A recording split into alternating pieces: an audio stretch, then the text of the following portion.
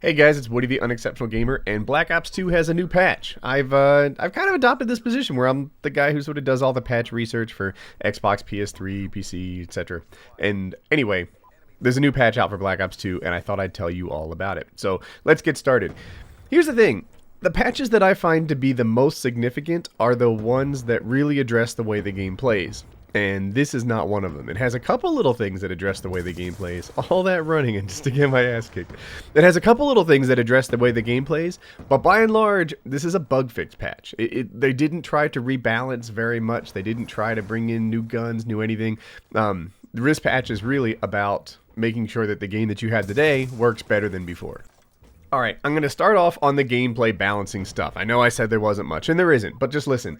There's two things here. The first, the red damage indicator when using the toughness perk has been reduced. So I think everybody knows the toughness perk is kind of like this flinch in the old games where, like, if you're getting shot, you can still stay on target. It's really handy, actually. It's one of the perks I run a lot.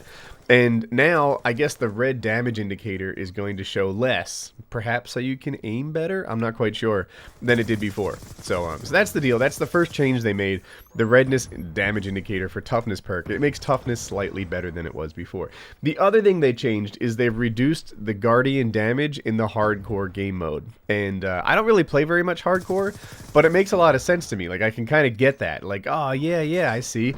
If you, if you drop a Guardian at its current, damage dealing in hardcore, then I bet that the thing is just like a freaking death laser that people walk through, almost like a napalm or something, which is not what the Guardian is supposed to be. So yeah, the Guardian has been nerfed in hardcore, and toughness has been buffed in, all the game modes by making you see a little better for less redness. That's it. That's it as far as game balancing goes. Everything else is bug fixes, and there's a ton of them. So I'm going to put a link in the description to all of them, but I'm also going to call out the ones that I think are the most significant. So I've gone through, I've spent the last, hour or so, maybe more, going through the ones that I thought were the most important, and here they are. Let's get started. Map exploits. So it looks like most of the map exploits related to the new maps, and here's one. They addressed an exploit where the Dragonfire could get under the map in both Mirage and Hydro. So Mirage is that big sandy one in the new one, and Hydro, of course, is the one that has the water and the dam that releases and stuff. I didn't even know it, but apparently you can get a Dragonfire under the map, and that's that's pretty badass. So it's a good thing that they got rid of that. But there's more. Players can now earn the Thief Challenge if they use Black Hat to steal an enemy care package. So I guess previously to steal an enemy care package you would have to go up to it and physically take it. Now you can use a Black Hat to get your Thief Challenge, which that makes sense. I think you should be able to do that. Another one, and this one surprised me. Addressed an issue where the player's EMP grenade blast would cancel out the effect of the enemy's EMP grenade blast. So if you didn't know, you know how when you get EMP'd, you lose your mini-map, your screen goes kind of staticky and stuff like that? Well, I thought that it was by design that you could EMP yourself and fix it, undo that. But I guess it wasn't, and they considered it a bug. So yeah, they've undone that. Now you can't self-EMP to take off the EMP damage, and I don't know. That sucks. I always thought it was a clever little thing. You know what? In general, for Call of Duty games, I like things that reward knowledge and skill, right? Without that, it just becomes sort of this random thing where everyone's KD averages down to 1 and whatever. And for people that sort of study the game and know it a little better, I like that we had the advantage of doing stuff like EMPing ourselves to undo your EMP nade. Like that, I thought that was cool. To me, the more skill and knowledge plays a role in how well you do, the cooler the game is. And they're just sort of backed up a step in my mind by making that go away. But whatever, there's more. Let's keep talking. Addressed an issue where the mini-map for the tablet score streaks would not appear on the tablet under certain conditions and transition conditions. I don't know what conditions caused it, but I know that it happened a fair amount. Like, this one actually happened to me personally. I would call in lightning strikes or hellstorms or something like that, and lightning strikes for sure.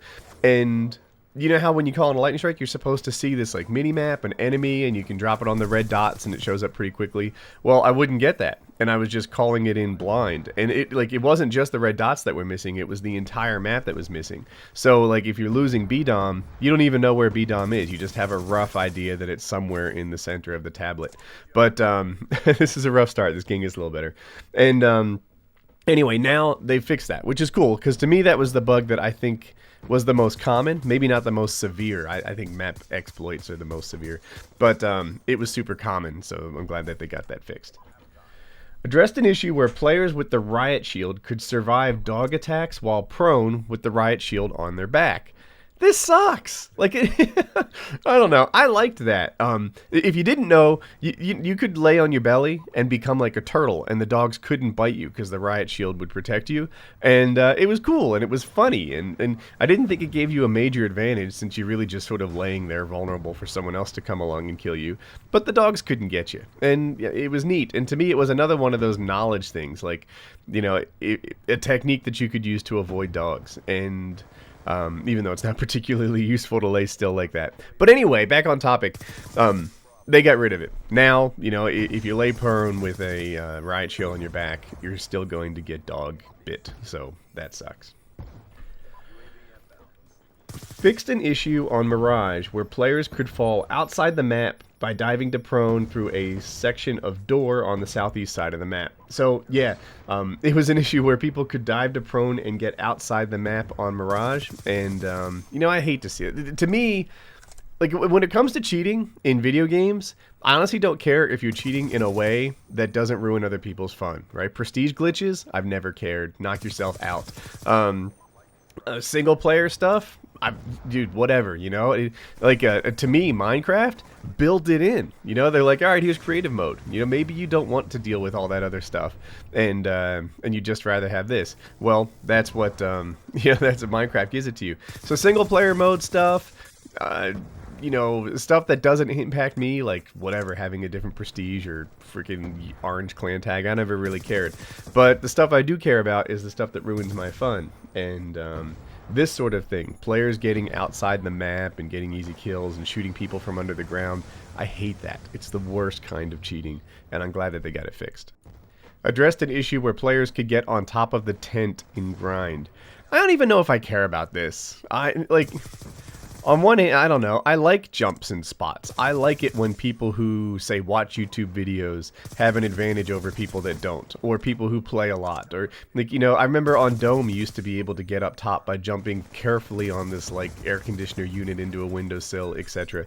And I always thought, like, oh, it's not a cheat, it's a jump. It's a jump that people who play a lot know about and other guys don't. I think that I'm okay with that. I don't mind good players doing better by knowing more. I think that's actually a good thing.